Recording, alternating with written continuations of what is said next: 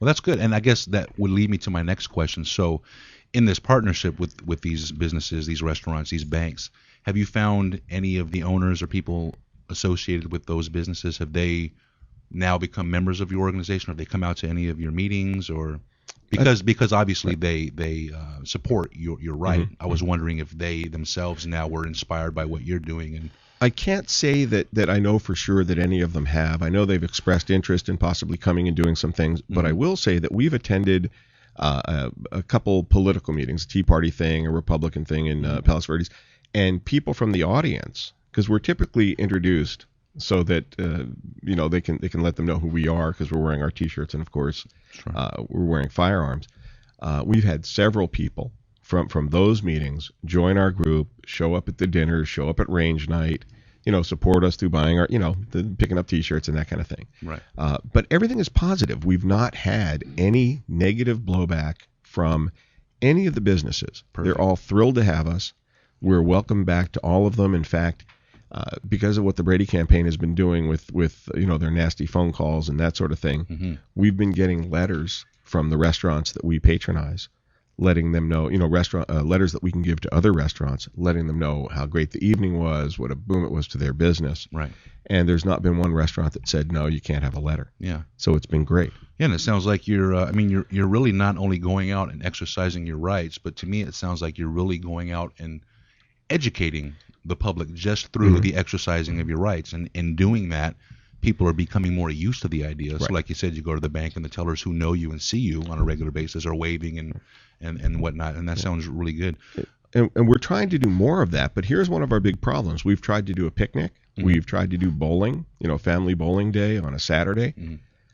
The 1,000-foot safe zone around schools is a very arbitrary number. In fact, Ted Lieu, the new guy in town, is trying to make that 1,500 feet.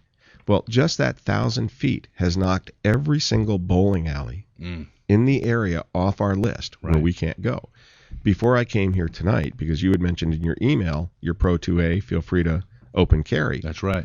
I had to go to our website, which is southbayopencarry.org, and look at our maps page, because we have a mapping committee. Right. And that maps page will tell you for all the areas that we have mapped, and I think we just added Pasadena today, whether or not it falls within a restricted zone. And I had to look before I came here, because the worst thing that could happen is I'd come here and walk outside and get arrested for breaking the law. Right. But one of the things I wanted to mention when we talk about the restaurants that we go to, everybody talks about it as if we're doing something that's borderline. Right. And you ask the question, how are they? Well, we're doing something that's 100% legal. It's constitutional.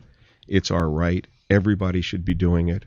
It's a right that if you believe in the founding fathers and you believe that our rights are divine and not given to us by the government, inalienable. Right. Correct.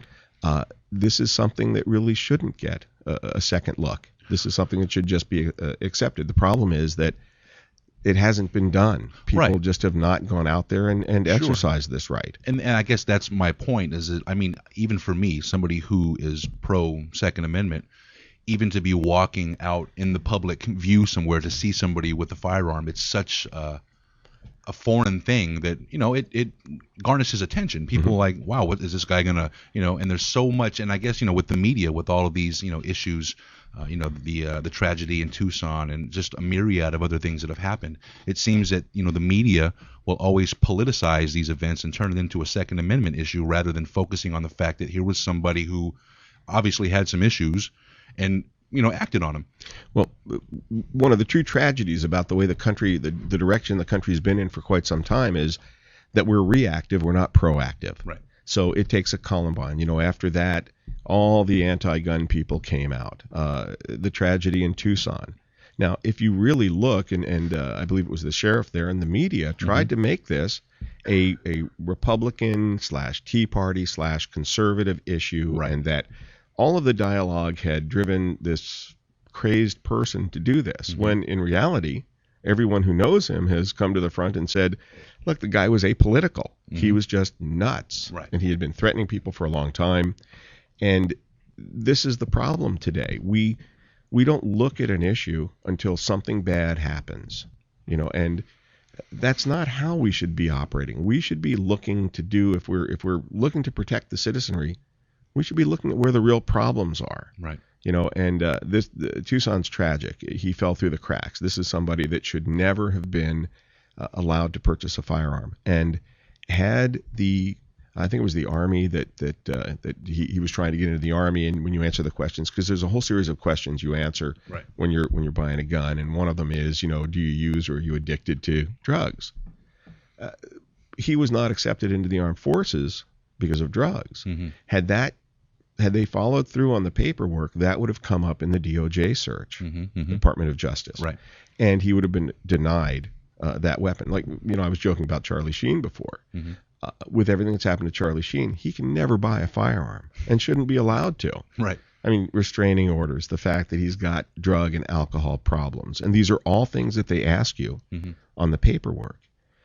But what happens to us is when there is something as tragic as Tucson, whether it's a crazy person or we suddenly now we look at the gun as the problem. Right. It's not the gun. Well, it seems to me the notion that you want to pass legislation to prevent law-abiding citizens to protect themselves against criminals who don't abide by the law in the first place. So there's no amount of legislation that can be passed that's going to prevent these criminals from getting weapons or doing whatever that they're going to do to criminals don't buy guns from gun stores. Right. Criminals don't wear them outside their clothing on a holster in plain sight. And when you look at the statistics, there are about as many automobile deaths, slightly more automobile deaths than gun-related deaths. Mm-hmm. And in gun-related deaths, we're talking about everything from justified police shootings, self-defense, to aggravated assault and murder. But nobody's out there outlawing automobiles. Nobody is, who is more dangerous, a law-abiding citizen with a handgun or an 87-year-old driving a car? Sure. But the problem is we politicize so much. And I think that we've come to a place in society, which I believe is totally unwarranted, but this idea that the government needs to keep us safe. There's so much going on that is, we need to keep you safe. There's armed boogeymen out there that are going to kill you. And it's like, okay, well, if you're going to keep us safe, where do we draw the line? Like, okay, so how many people die a year of bee stings? Like, are you going to, Well, my kids can't take peanut butter sandwiches to school because right. some other child might have a peanut butter allergy. Mm-hmm. And my reaction to that, which really upset my wife, was the parent of that child needs to tell that child, don't eat peanut butter. Right. Don't eat peanuts. There's a point where we have to stop. If you live in New York, Mayor Bloomberg doesn't want you to be able to have salt. Yeah. Well, who is Mayor Bloomberg? Right. And why does the government want to come inside my house? Why do they want to look inside my bedroom? Where do they get their right to do that? They don't. I mean, if the right was to fall anywhere, it would probably fall with the state, because I'm really kind of a states' rights guy. Sure, absolutely. I think 10th Amendment, yeah. Yeah, that's where this thing has to go. Mm-hmm. And when the country was founded, like I said before, we really wanted to make sure that the federal government didn't have the power to usurp the states. Right. That the states could still be sovereign in their own way. And over the course of time, that's sort of been whitewashed along. Sure. And parts of the Constitution have really been hijacked to allow the federal government to do far more than it was ever meant to allow them to do. But we're seeing a movement now within some of the states that are actually taking back and recognizing their 10th Amendment right, which is a wonderful thing. Switching gears, I guess, a little bit, we've talked a lot about what seems to be your organization's main opposition, which is the Brady campaign. Now, I've seen a few YouTube videos where you've been out at these the restaurants, exercising your rights. They on the outside, obviously exercising their rights. Do you, at any time while you're there, do you interact with the Brady campaign? Obviously, you take the time to even try to debate with these people your stance, and in the midst of that, what's the theme? What's their argument? What do you hear more than anything? Well, this is me personally. I'm not speaking for South Bay Open Carry. Okay. I think the Brady campaign, I understand their point. Most of these people were touched by a tragedy. Mm-hmm. Most of these people have experienced a death, due to some firearm in the hands of the wrong person or an accidental firearm discharge. The problem is that, to me, the organization in itself is disingenuous. They say that what they want to do at the national level is just make sure that we have responsible gun laws on the books, when really what they want to do is ban firearms. Mm-hmm. What is the difference? You should be worried about a criminal with a firearm, not a law-abiding citizen with a firearm.